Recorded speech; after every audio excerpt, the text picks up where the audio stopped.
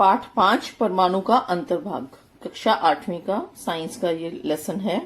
तो यहाँ पे देखो बेटा, ये थोड़ा सोचो, ये इन्होंने कट करके रखा हुआ है।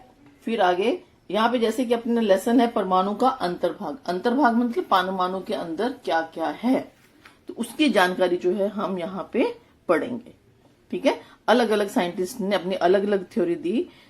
जब तक परमाणु की पूरी खोज नहीं हुई थी तो उसके अंतर्भाग में कौन कौन से और कण हैं, तो उनकी जो जानकारी जैसे जैसे मिली, अलग अलग साइंटिस्ट ने अलग अलग थ्योरी दी, तो उसी के बारे में आज हम यहाँ पे पढ़ेंगे।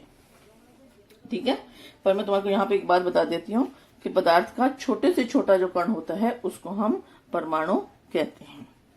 ठीक है, अब यहाँ पे देखो, हमने देखा कि द्रव्य अणुओं से बना होता है। ठीक है, अणु परमाणुओं से बने होते हैं, अर्थात परमाणु द्रव्य की सबसे छोटी इकाई है। ठीक है, जैसे मैंने तुमको बताया कि पदार्थ का छोटे से छोटा कण है, उसको हम क्या बोलते हैं, परमाणु। ठीक है ना, तो वही बात है। सभी भौतिक और रासायनिक परिवर्तनों में स्वयं की रासायनिक पहचान बनाने वाला तत्व का छोटे से छोटा कण परमाणु है।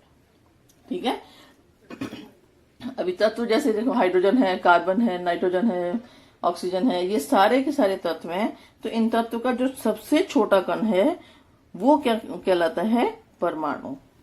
ठीक है, अब यहाँ पे एक तालिका दी हुई है। तालिका 5.1 में कुछ पदार्थों के नाम और सूत्र दिए गए हैं।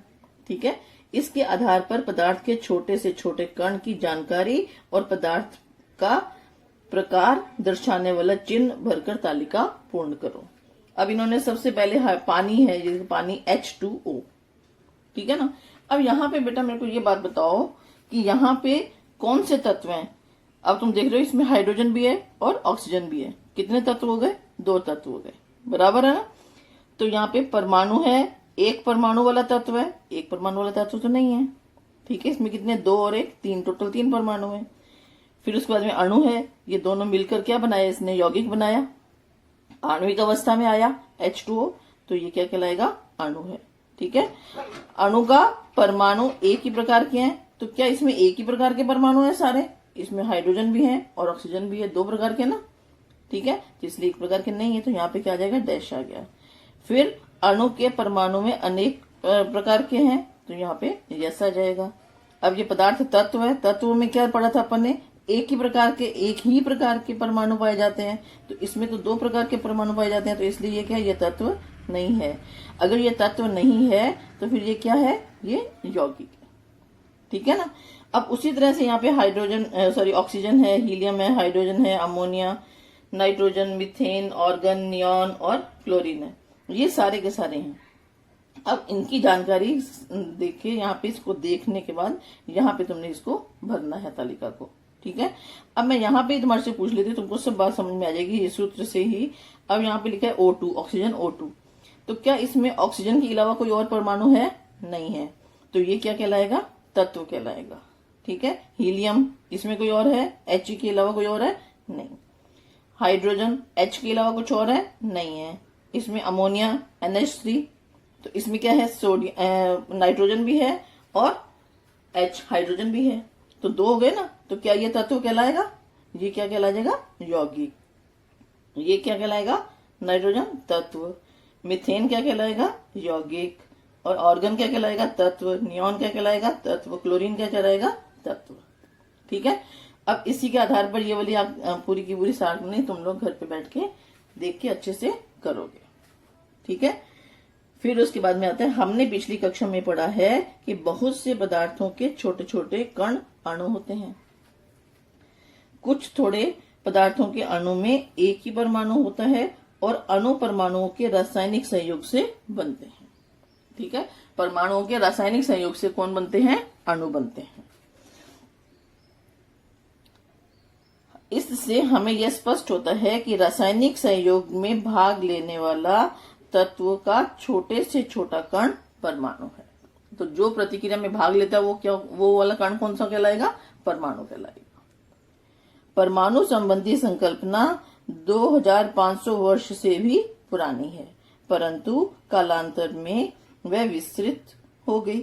आधुनिक काल में वैज्ञानिकों ने प्रयोग के आधार पर परमाणु का स्वरूप ही नहीं बल्कि अंतर्भाग भी स्पष्ट किया। परमाणु का स्वरूप कैसा है उसके बारे में ही नहीं, उसके अंदर कौन कौन से कण पाए जाते हैं उसकी भी जानकारी हमको दी। इसकी शुरुआत डाल्टन के परमाणु सिद्धांत से हुई। ये इंपॉर्टेंट लाइन है बेटा, तुम्हारे परीक्षा की पूर्ति के अंदर ऐसा क्वेश्चन पूछा जा सकता है। ठीक है, क्या तुम जानते हो द्रव्य के सूक्ष्म कणों, ये कट किया हुआ बेटा, ठीक है, इसको कट किया हुआ है अभी के लिए। अब आगे आता है डाल्टन का परमाणु सिद्धांत। ठीक है, तो अब यहाँ पे देखो बेटा, जो फोटो तुम देख रहे हो ये किनकी है, डाल्टन की है। जॉन डाल्टन साइंटिस्ट जो थे, इन्होंने सबसे पहले अपना सिद्धांत दिया था। ये देखो यहाँ पे, ठीक है, तो इन्होंने 1803 में ब्रिटिश वैज्ञानिक जॉन डाल्टन ने सुप्रसिद्ध परमाणु सिद्धांत प्रतिपादित किया था। ठीक है, अब ये देखो आगे इन्होंने क्या बताया था डाल्टन का परमाणु सिद्धांत। इन्होंने क्या बताया कि सभी द्रव्य बहुत से सूक्ष्मतम कणों से मिलकर बने होते हैं जिन्हें परमाणु कहते हैं। ठीक है, और फिर उसके बाद में नेक्स्ट इनका पॉइंट क्या था कि परमाणु जो है वो अविभाज्य सूक्ष्मतम कण है जिसे रासायनिक अभिक्रिया से न तो बनाया जा सकता है और न ही इसको नष्ट किया जा सकता है। ठीक है, पदार्थ का तत्व का छोटे से छोटा कण जो है वो क्या है, परमाणु है, और इसको ना तो आगे विभाजित किया जा सकता है और ना ही इसको बनाया जा सकता है। ठीक है, अब यहाँ पे तुम्हारी बुक के अनुसार यहाँ पे देखो, इस सिद्धांत के अनुसार द्रव्य परमाणु से बने होते हैं तथा परमाणु अविभाज्य और अविनाशी होते हैं। ठीक है, ना तो उसका विभाजन किया जा सकता है और ना ही उनका विनाश किया जा सकता है। तो एक ही तत्व के सभी परमाणु एक समान होते हैं तथा भिन्न भिन्न तत्वों के परमाणु भिन्न भिन्न होते हैं और उनके द्रव्यमान भी भिन्न भिन्न होते हैं। नेक्स्ट आती है थॉमसन का प्लम पुडिंग परमाणु प्रतिकृति। ठीक है, परमाणु संरचना का पहली प्रतिकृति अर्थात थॉमसन ने सन 1904 में दर्शाया हुआ प्लम पुडिंग प्रतिकृति। तो अब ये प्लम पुडिंग प्रतिकृति का क्या मतलब है, अभी यहाँ पे देखो थॉमसन के अनुसार क्या था। हाँ, थॉमसन के परमाणु मॉडल के अनुसार उसके मुख्य बिंदु क्या थे, खास बात उसकी क्या थी थॉमसन की, कि पहला परमाणु एक धन आवेशित गोला है, जो पूरा अगर हम बॉल ले लें तो वो पूरी की पूरी किस चीज की, धन आवेशित कण। ठीक है, और उस जिसमें इलेक्ट्रॉन इस प्रकार विद्यमान रहते हैं कि इसका संपूर्ण आवेश शून्य होता है, अर्थात परमाणु उदासीन होता है। तो इसका क्या मतलब हुआ कि इसमें जितना धन आवेश है उतना ही उसमें ऋण आवेश भी होता है। ठीक है, तो इसके लिए क्या हो जाएगा, परमाणु क्या हो जाएगा, उदासीन हो जाएगा।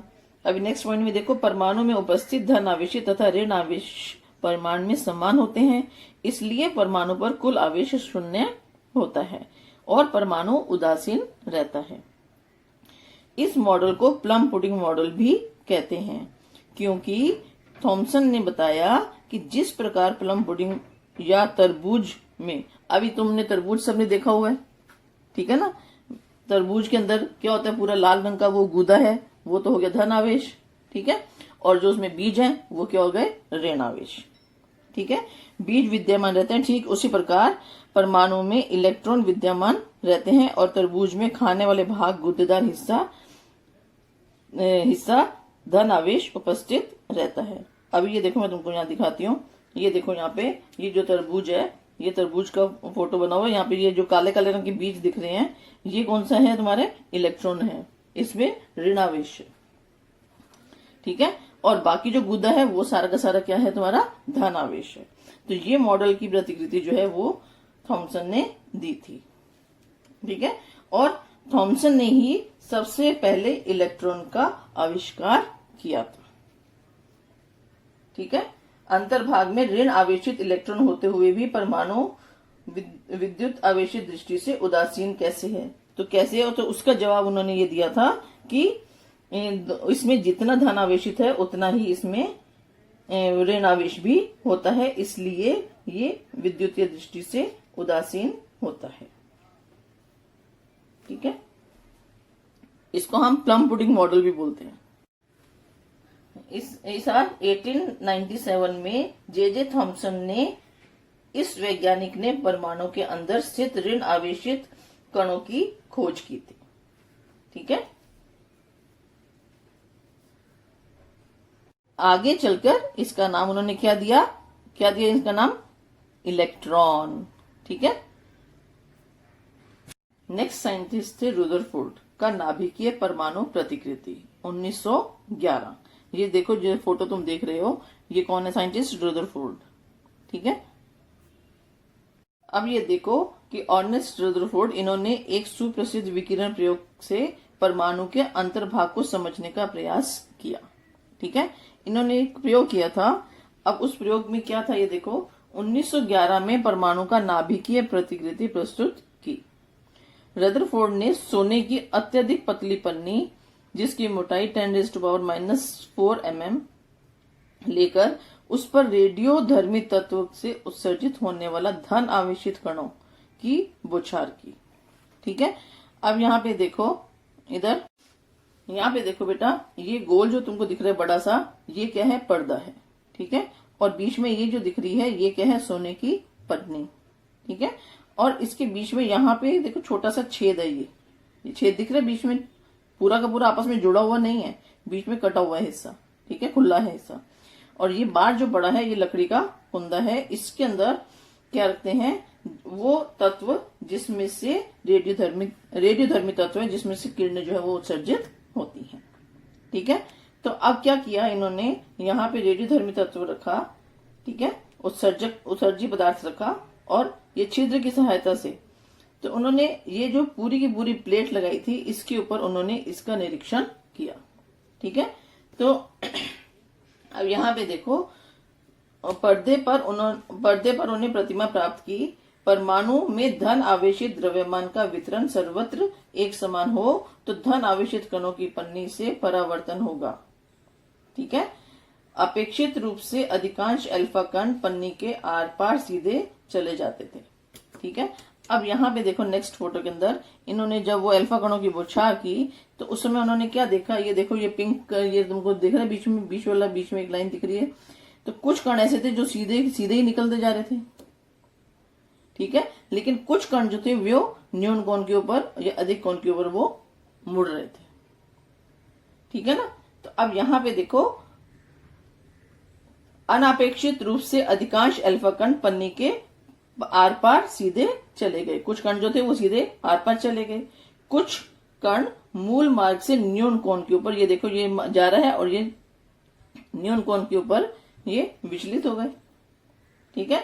और आश्चर्य अर्थात 20,000 से में से एक अल्फा कण मूल मार्ग से विपरीत दिशा में उछाला, मतलब सीधा जाके वापस पीछे की ओर।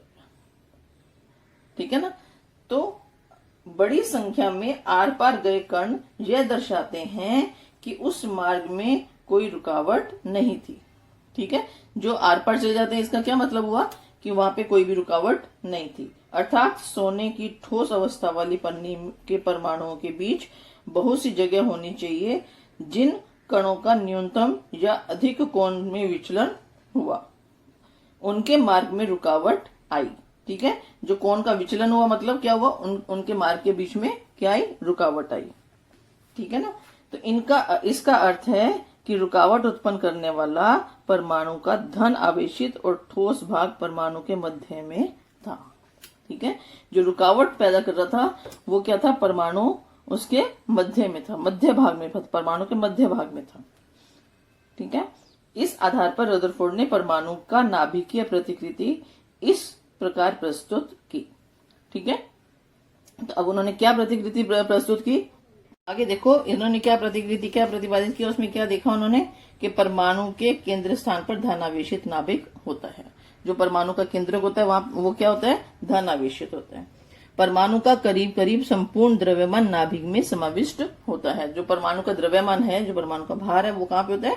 उसके केंद्र में। ठीक है। नाभिक के चारों ओर इलेक्ट्रॉन नाम ऋण आवेशित कण परिभ्रमण करता है। नाभिक के चारों ओर अलग अलग कक्षाओं में। ठीक है ना। सभी इलेक्ट्रॉन एकत्रित ऋण आवेशित या नाभिक पर स्थिर धन आवेशित के बराबर होने के कारण, नाभिक पर स्थित धन आवेश के बराबर होने के कारण विजातीय आवेशों का संतुलन होकर परमाणु विद्युतीय दृष्टि से उदासीन होता है। तो यही बात पहले तुमको थॉमसन ने भी बताई थी। ठीक है ना। तो अब इनका क्या मतलब है कि जितना ऋण आवेश होता है परमाणु के नाभिक में उतना ही उसमें धनावेश भी होता है। ठीक है, इसलिए परमाणु जो है वो विद्युतीय दृष्टि से उदासीन होते हैं। परिभ्रमण करने वाले इलेक्ट्रॉन और परमाणु नाभिक के बीच रिक्त जगह होती है। तो जो परमाणु के नाभिक के बीच में रिक्त स्थान होता है, जो परिभ्रमण करने वाले इलेक्ट्रॉन हैं उनके दोनों के मध्य। ठीक है, फिर आता है थोड़ा सोचो। परमाणु की आंतरिक संरचना है, यह किस खोज के कारण ध्यान में आया? डाल्टन के परमाणु सिद्धांत का ठोस परमाणु और थॉमसन की प्रतिकृति वाला ठोस परमाणु, इनमें क्या अंतर है? ठीक है, अभी डाल्टन ने तो ये बोला था कि ठोस गोला है जिसमें धनावेश और ऋणावेश है। ठीक है ना। फिर उसके बाद में थॉमसन की परमाणु प्रकृति में धन आवेश का वितरण और रदरफोर्ड की परमाणु प्रतिकृति में धन आवेश का वितरण, इसमें अंतर करो। ठीक है, तो तुम्हारे को पता है इसमें क्या अंतर था? उन्होंने क्या बोला था, पूरा ठोस गोला है, इन्होंने थॉमसन का मैंने अभी तुमको बताया, अभी मैंने रदरफोर्ड का भी बताया। तो इन दोनों के जो डिफरेंस है वो तुम अपने आप लिखोगे। थॉमसन और रदरफोर्ड के परमाणु प्रतिकृतियों में इलेक्ट्रॉन की स्थिति के बारे में क्या भिन्नता है? ठीक है, इन्होंने थॉमसन ने क्या बोला था कि इलेक्ट्रॉन जो है वो इस सब तरफ फैले हुए हैं, लेकिन इन्होंने क्या बोला कि रदरफोर्ड ने क्या बताया कि जो इलेक्ट्रॉन है, यहाँ पे देखो, परिभ्रमण करने वाले इलेक्ट्रॉन और परमाणु नाभिक के बीच में रिक्त स्थान होता है। इन्होंने ये बात नहीं बताई थी। डाल्टन और थॉमसन परमाणु प्रतिकृतियों में न होने वाली कौन सी बात रदरफोर्ड की परमाणु प्रतिकृति में है? तो ये जो 5वां पॉइंट है ना, ये 5वां पॉइंट जो है वो इसके अंदर है। ठीक है, वृत्ताकार कक्षा में परिभ्रमण करने वाले विद्युत आवेश विद्युत की ऊर्जा कम होती है, ऐसा भौतिक शास्त्र का प्रस्तावित नियम है। इस नियम के अनुसार रदरफोर्ड ने प्रस्तुत किए प्रतिकृति का परमाणु अस्थायी होता है, परंतु वास्तव में रेडियोधर्मी परमाणुओं के अतिरिक्त अन्य सभी परमाणुओं में स्थायी भाव होता है। रदरफोर्ड की परमाणु प्रतिकृति की यह त्रुटि नील्स बोर, अब नेक्स्ट साइंटिस्ट आए थे नील्स बोर। ठीक है, सन 1913 में प्रस्तुत किए गए परमाणु प्रतिकृति से दूर हो गई। ठीक है, अब यहाँ पे देखो रदरफोर्ड ने जो बताया, रदरफोर्ड को और आगे फिर जो इलेक्ट्रॉन्स की स्थिति क्या है, उसके प्रोटॉन की स्थिति क्या है, न्यूट्रॉन की स्थिति क्या है, तो ये सब चीजों की जानकारी जो है वो फिर इन्होंने नील्स बोर ने दूर की थी। ठीक है, बोर का स्थायी कक्ष परमाणु प्रतिकृति। तो सन 1913 में डेनिश वैज्ञानिक नील्स बोर ने स्थायी कक्षा परमाणु प्रतिकृति प्रस्तुत कर परमाणु का स्थायी भाव स्पष्ट किया। बोर के परमाणु प्रतिकृति के महत्वपूर्ण आधार तत्व इस प्रकार हैं। परमाणु के नाभिक के चारों ओर परिभ्रमण करने वाले इलेक्ट्रॉन नाभिक में विशिष्ट दूरी पर होने वाले समकेंद्रीय वृत्ताकार कक्षाओं में होते हैं। ठीक है, जो इलेक्ट्रॉन है वो क्या है, वृत्ताकार कक्षाओं में चक्कर लगाते हैं। नेक्स्ट पॉइंट क्या है, विशिष्ट कक्षा में इलेक्ट्रॉन की ऊर्जा स्थिर रहती है। थर्ड पॉइंट क्या है, इलेक्ट्रॉन भीतरी कक्षा से बाहरी कक्षा में छलांग लगाकर आते समय अंतर के बराबर ऊर्जा अवशोषित करता है। ठीक है, एक कक्षा से दूसरी कक्षा में अगर छलांग लगानी है तो वो ऊर्जा अवशोषित करता है, और बाहरी कक्षा से भीतरी कक्षा में छलांग लगाते समय अंतर के बराबर ऊर्जा उत्सर्जित करता है। ठीक है, अब आता है परमाणु की संरचना। ठीक है, तो परमाणु की संरचना में क्या है, नाभिक और नाभिक के बाहरी भाग, इनसे मिलकर परमाणु बनता है। ठीक है, इनमें 3 प्रकार के उपकरण का समावेश होता है। सबसे पहले आता है केंद्रक। परमाणु का केंद्रक धनावेशित होता है। परमाणु का लगभग संपूर्ण द्रव्यमान नाभिक में समाविष्ट होता है। केंद्रक के 2 प्रकार के उप परमाणविक कण होते हैं। एकत्रित रूप से उन्हें न्यूक्लियॉन कहते हैं। जो न्यूक्लियस में होंगे, नाभिक में होंगे, उनको हम क्या बोलेंगे, न्यूक्लियॉन। और न्यूक्लियॉन कौन कौन से, प्रोटॉन और न्यूट्रॉन। ये न्यूक्लियॉन के 2 प्रकार हैं। ठीक है, तो अब ये देखो, मैं तुमको फोटो दिखाती हूँ, 1 मिनट। हाँ, ये देखो बेटा, ये परमाणु की संरचना है। इस परमाणु की संरचना में ये जो बीच वाला भाग है, ये क्या कहलाता है, नाभिक कहलाता है। ठीक है, और नाभिक के अंदर प्रोटॉन और न्यूट्रॉन, ये ब्लू कलर के दिख रहे हैं ये प्रोटॉन है और रेड कलर के दिख रहे हैं ये न्यूट्रॉन है। तो इनके ऊपर यहाँ पे देखो, यहाँ पे धन आवेश है, ये न्यूक्लियन कहलाते हैं। प्रोटॉन और न्यूट्रॉन ये दोनों मिलकर क्या कहलाएंगे? न्यूक्लियन। क्यों? क्योंकि ये न्यूक्लियस या नाभिक में उपस्थित होते हैं। ठीक है, अब सबसे पहले लेते हैं हम प्रोटॉन, पी। ठीक है, इसको इंग्लिश के स्मॉल पी से दर्शाते हैं। प्रोटॉन यह परमाणु के नाभिक में स्थित धन आवेशित उप परमाणविक कण है। ये धन आवेशित कण होता है। नाभिक पर धन आवेश यह उसमें स्थित प्रोटॉन के कारण होता है। ठीक है, जितना भी धन आवेश किसी भी परमाणु में होगा वो किसके कारण होगा? प्रोटॉन के कारण होगा। ठीक है, प्रत्येक प्रोटॉन पर धन आवेशित प्लस का साइन जो है उसके ऊपर होता है। फिर उसके बाद में है नाभिक पर स्थित कुल धन आवेश ई, मतलब इसको इस इकाई से प्रदर्शित करते हैं। ठीक है, फिर उसके बाद में नाभिक में स्थित प्रोटॉन की संख्या के बराबर जो इसका परमाणु क्रमांक है ना बेटा, Z, जिसको कि हम Z से लिखते हैं, Z की संख्या और प्रोटॉन की संख्या जो है वो हमेशा समान रहती है। ठीक है, Z मीन्स परमाणु क्रमांक। उसको हम जो किसी भी परमाणु का जो परमाणु क्रमांक है वही संख्या जो होती है किसकी होती है? प्रोटॉन की होती है।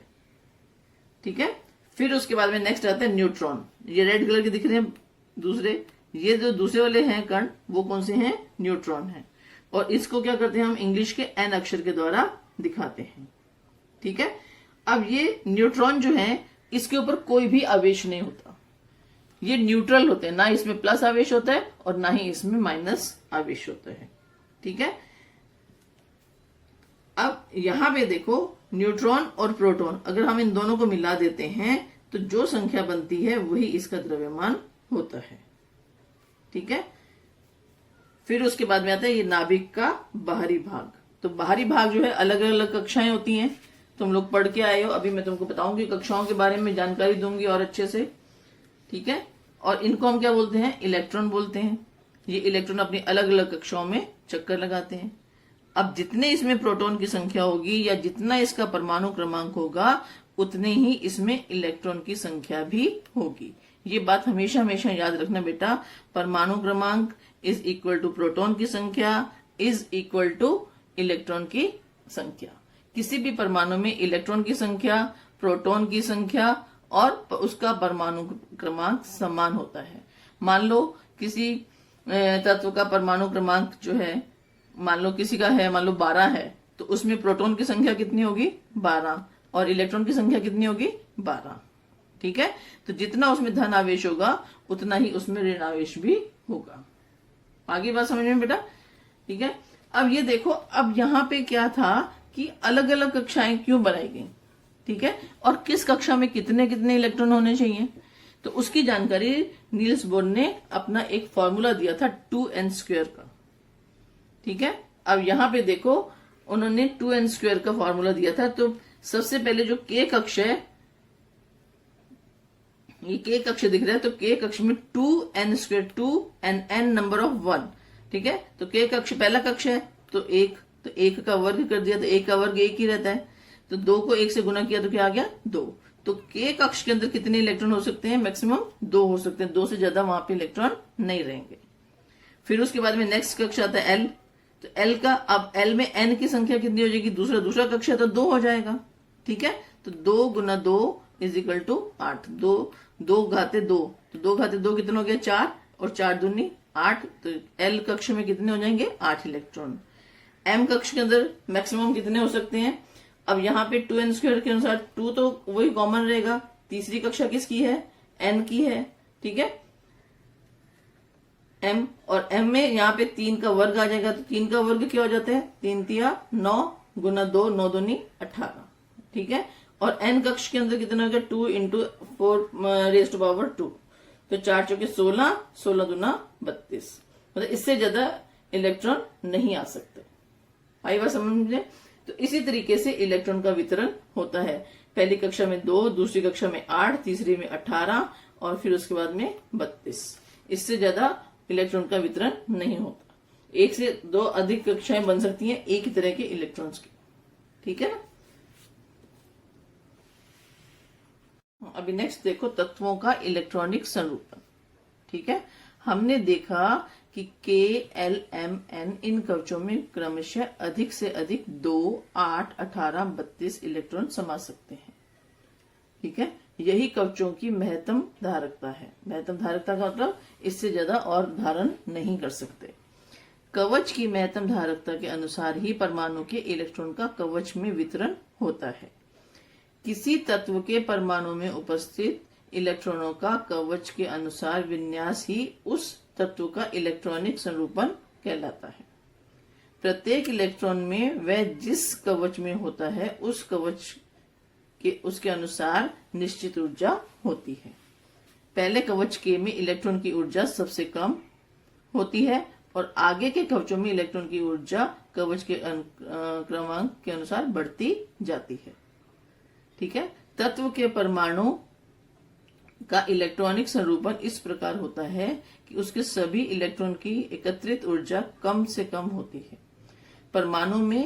परमाणु के इलेक्ट्रॉन कवचों की महत्तम धारकता के अनुसार और ऊर्जा के आरोही क्रमानुसार कवचों में स्थान प्राप्त करते हैं।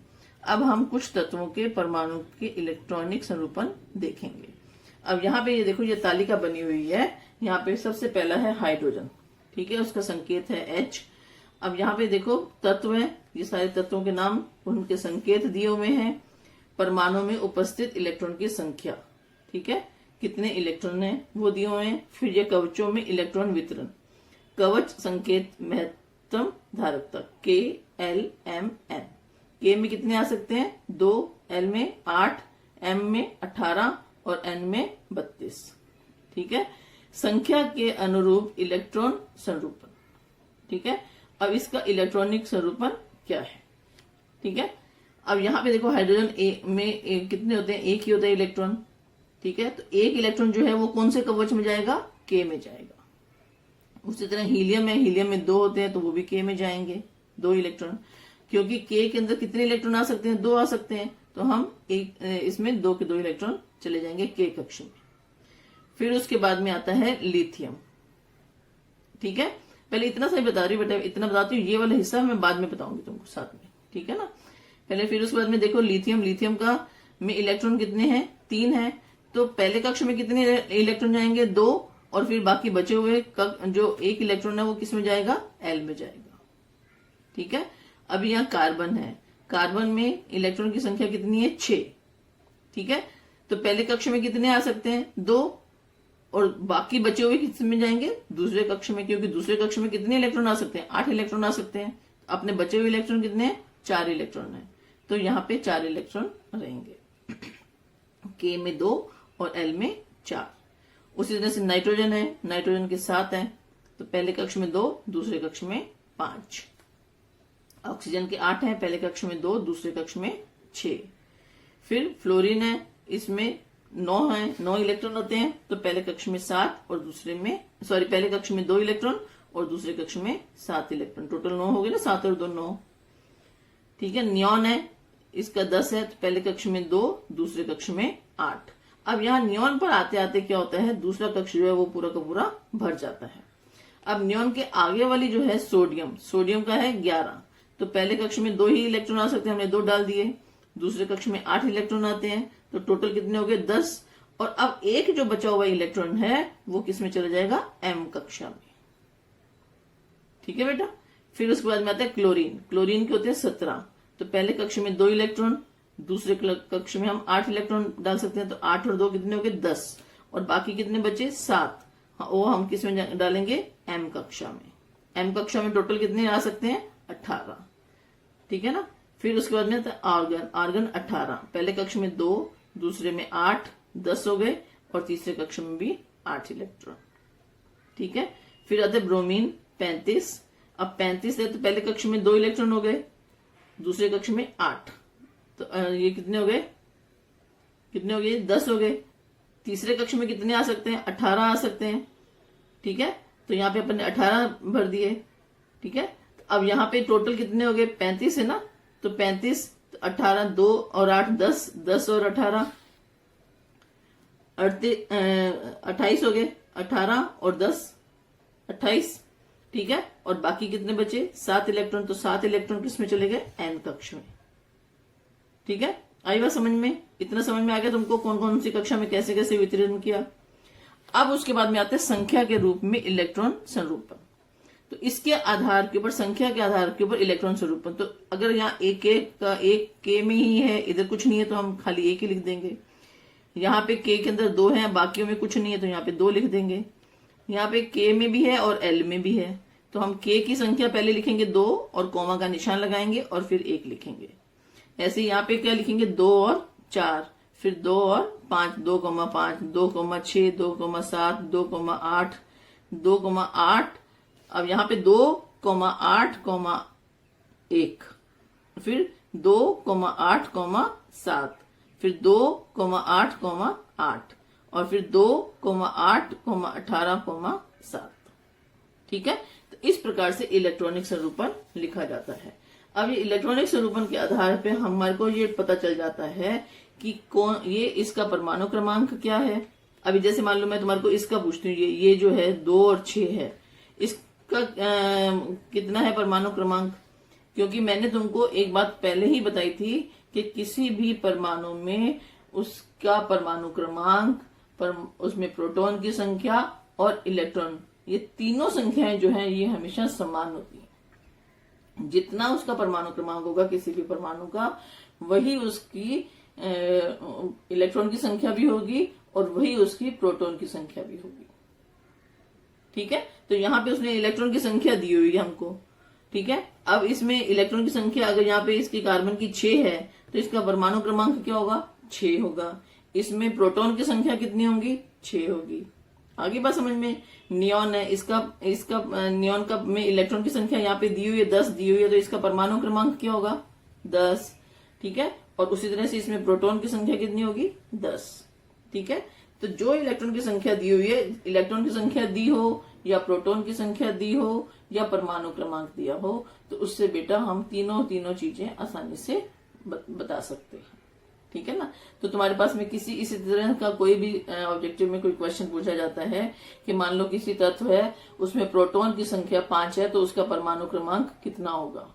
तो प्रोटॉन की संख्या अगर 5 है तो परमाणु क्रमांक कितना होगा? 5 होगा। क्यों? क्योंकि हम जानते हैं कि किसी भी तत्व के परमाणु में जितने प्रोटॉन की संख्या होती है उतनी ही उसमें इलेक्ट्रॉन की संख्या भी होती है और उतनी ही उसमें परमाणु क्रमांक। बेटा एक बात हमेशा याद रखना, Z इज इक्वल टू क्या होगा? परमाणु क्रमांक। Z इज इक्वल टू परमाणु क्रमांक, ठीक है। और E इसके ऊपर माइनस का निशान होता है, इसका मतलब होता है इलेक्ट्रॉन, ठीक है। और ये क्या है? इलेक्ट्रॉन,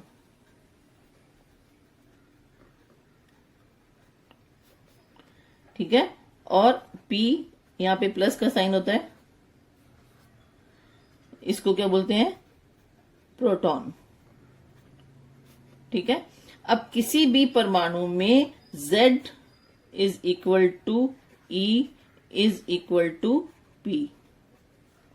इसका मतलब क्या है कि किसी भी परमाणु का परमाणु क्रमांक, इलेक्ट्रॉन की संख्या और प्रोटॉन की संख्या सदैव समान होती है, ठीक है। किसी भी परमाणु में, मैं तुमको लिख के भी बता देती हूँ, किसी भी परमाणु में उसकी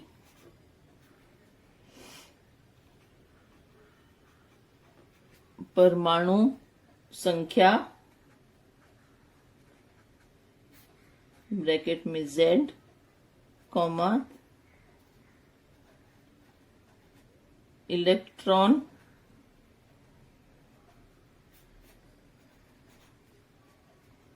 की संख्या E, कॉमा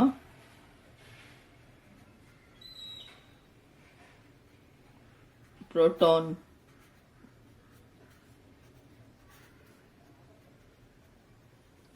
संख्या